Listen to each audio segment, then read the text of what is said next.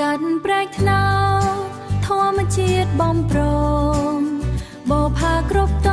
ងរីស្រងព្រមត្រី